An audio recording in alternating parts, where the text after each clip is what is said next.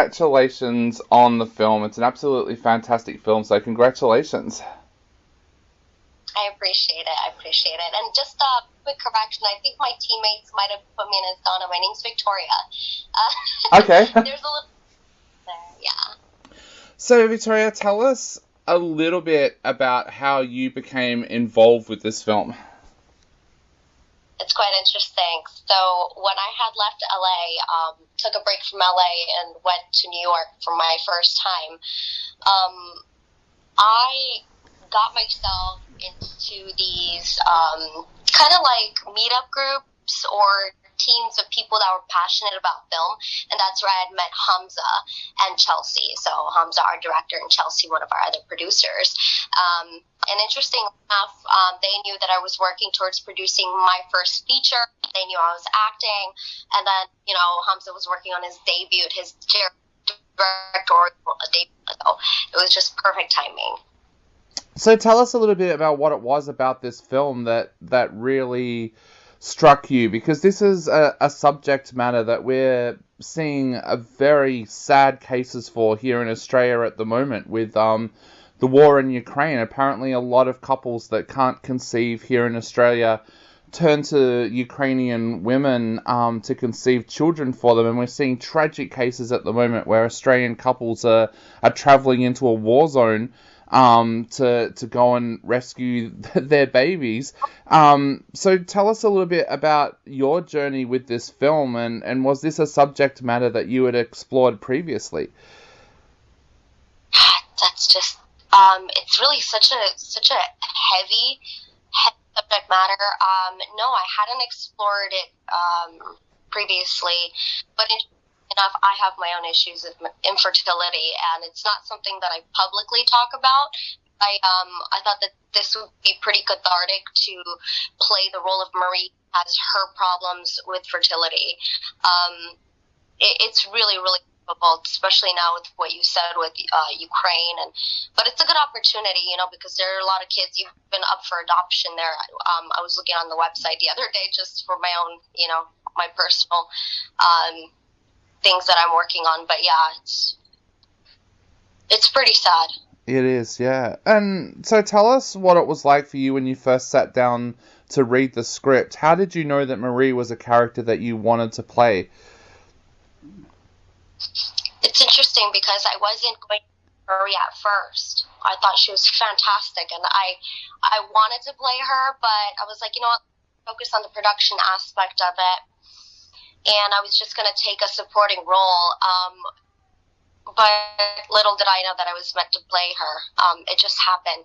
It wasn't something that last minute, we had a change in the type of actors that we were going to hire a union, and then we changed to non-union. So then I had to make a change in casting. And then Hamza said, hey, wait a minute, why don't you read for them? And I'm like, okay. And it was really interesting, but I mean, I couldn't have said no, because it's exactly what I've been going through. I've gone through that anxiety of not knowing, hey, how am I going to tell someone that I can't have a child? So that's what I've had to deal with, and knowing that once I get there, I'm going to go through exactly what Marie goes through in the film. So from an acting point of view, does it help when you don't have a lot of time to prepare for the character like you didn't with this role, going from producer to lead actress so quickly? Does it help if you don't have a lot of time to prepare, or do you prefer to have that extra time to be able to sit down and really get to know the character? That's a really good point. Like I said, because there's so many similarities between Maria and I kind of just really played myself. She was really easy to work with, and Hamza wrote her in such a way that it wasn't difficult to be flexible. And who really was. She was a little bit different than me in some ways, but I don't think I had too much trouble embodying her, and I didn't really need that much time when it came to prep. Yeah, putting your producing hat on for a little bit, what was it like when you first sat down and read Hamza's script? What was it about this film that made you know this film needs to be made? It's an awesome script. Kind of takes you by surprise, just like at the right times. And then the end has got like a really nice surprise that I don't think anybody could expect, which is neat because a lot of things are, a lot of films are like you reinvent the wheel, and it's got some elements that people have liked in other films, but then towards the end you're like, okay, this is very interesting. So it just caught me by surprise, and of course, like I said, the element of that, fertility issue was just really, really strong. Like, I love that. And it was a meaningful issue because it was a family issue. Also, there's science involved. I love science. There's it's a little political in some ways as well. And I'll let you guys see it for yourself, but it's got a lot of really cool elements in it. Yeah. And of course, it's sci-fi.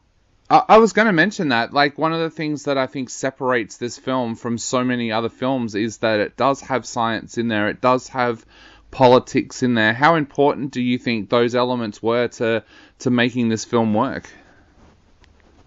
They were important. I think that those elements were really focused on towards the end of the film, not the beginning. The beginning was just kind of creating that nice sort of background until it gets, background for Marie and Danny, so that you can fall in love with them and really feel for them throughout this whole journey that becomes getting creepier and creepier. But I don't think those elements were really that important until the end, when we had that surprise and we understood what it was really all about. Yeah. Now, talking of Danny, tell us a little bit about how you went for the casting there, because you needed to find the perfect actor to go opposite you. How difficult was that to find the perfect actor to play Danny? Yeah. It wasn't difficult at all, Dave. It was interesting because when I was doing the casting, I found a couple actors, and, it's always so difficult to choose because there are a lot of really talented people. They just don't get the opportunity. Yeah. And interestingly enough, I was working on another film couple months prior with Ignacio, who plays Danny. And it was interesting because we had met, we talked about, hey, in the future, let's collaborate on some stuff. And lo and behold, I saw his face right there. He didn't know I was part of the project, because I don't use my own name when doing casting. But I saw him there. He had applied to our project, and I'm like, oh my gosh, Hamza, I know this guy. He's been on Lifetime Films. He's done a lot of work that I respect, and he's a good actor. Like, he's serious about his craft. So I'm like, 100%, I want to work with him. Do you want to give him a shot? Let's read him. And that was, like, pretty much the priority right away, So he pretty much had the job. Yep. And him and I have so it was perfect. I was really surprised about how it ended up happening. It was meant to be. It really was. When you're going into a film like this where you play a couple alongside another actor, how much work and workshopping do you two go into then to work out what kind of relationship these characters have together, what their relationship would be like? Is there a lot of pre-work before shooting that you go into to do that? Yes and no. We spent some time together. This is what I like to do with my co-stars. If we have like love scenes and things where you need to look like you've had chemistry, you've had that type of relationship before, especially when you're married, as in Danny and Marie's case. So I would spend as much time with my co-star as possible prior to actually shooting. So on set, we spent a lot of time together. And of course, during that time, we were able to practice, right? We ran our lines over and over again. And there wasn't any specific planning, but we did have some background work from what I recall. It was like, this was about 2 years ago. So I think there was some background work, a background story that we came up with. Yeah. I believe. So you shot during the pandemic. How did that affect things on set? Because I know with a lot of different films, there was a lot of different restrictions placed on film sets because of COVID. I know some people had to stay on set for the entire 2 weeks while they were filming films and things like that. How did COVID affect the way that you guys went about shooting this film? It was really interesting. Nerve-wracking too, because we didn't know we were trying to follow guidelines, and I think that we did a pretty good job, given the circumstances. We ended up kind of quarantining everyone in a camp, and that's where we shot a lot of stuff as well. It was pretty cool because we didn't really have any outside contact, right? So we tested everyone before, and then everyone wore a mask on set, and we quarantined everyone, and we're very, very happy that nobody got sick, which was really surprising because this thing is really highly contagious. But I don't know how we did it. I don't know how we did it, but we made it work, yeah. And for weeks, we all stayed clean, which is cool. Yeah, having that camp and everybody together, do you think that brought a closeness to the cast and crew that you don't get all that often on film sets these days? Yeah, for good and for bad, it's like at the end of the 2 weeks, we're like siblings, you know what I mean? Like way too close. Siblings, like they can butt heads sometimes, so we definitely had a little bit of that.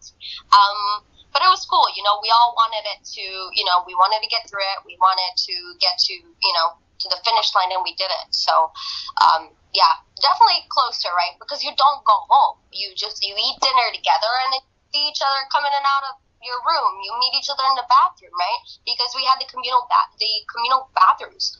Yeah. So basically, we all came like, yeah, it's very close. Now, talking of the shoot, I have to ask, what's Hamza like to work with as a director? Like you said, this is such a brilliant script, but what is he like to work with as a director? He's super cool, super real. He can be a little bit tough at times, but I think that he just knows what his vision is, and the way that I work with my directors, I'm really all about their vision. I'm only here to support that vision, even as a producer, whether I'm an actor or producer. The director to me is whose vision, especially when it's a writer-director. So yeah, he was cool to work with. Now, Victoria, we are running out of time very, very quickly, but I had 2 quick questions I wanted to ask before I go. What other projects are you working on at the moment? And you mentioned that you've been to Australia previously. Is there any plans to come back down under now that everything's opening back up again? Yeah, don't excite me. I didn't even plan it. But yes, my cousin Australia, and I'm thinking that I should probably make it there within the next year or two. Right in Melbourne, and yep. I have a couple friends there that have restaurants and whatnot, so I will definitely be there. Awesome. So to wrap up, what would you like to say to everybody out there before they sit down and watch The Institute? Sure. Sorry about the background noise there. I've got some people here, but that's okay. Before I think your last question was, what projects am I working on? Yeah. So I am working on producing a next project surrounding a mental health issue. It's called, well, that's not the title, but agoraphobia is a mental health issue, and it's really the fear of leaving your home, leaving your comfortable surroundings, and going outside. So we're going to be filming that this summer, so I'm pretty excited about that. I love anything surrounding like mental health issues. I find that that's what people will connect with, because we all have things that we need to work on, and things that bother us. So that's a pretty extreme one, but nonetheless, people are dealing with it. Definitely. And Victoria, to finish off, what would you like to say to people out there who are about to sit down and watch The Institute for the first time? Yeah, so I think that there are going to be some really interesting elements that are going to take people by surprise. I don't want them to get scared off by the, there are some special effects issues that we had, but we made it work, so they're going to be able to see a little bit of that. We didn't have much of a budget to work with, but I think that the story really comes across as really the way that Hamza wanted it to come across, and I think that you should just brace yourself for a nice little ending and a lot of steamy sex scenes. Definitely. Well, Victoria, thank you so much for taking the time to chat to us today. It's been an absolute honor having you on the show, and can't wait to see your next project as well. Thank you so much.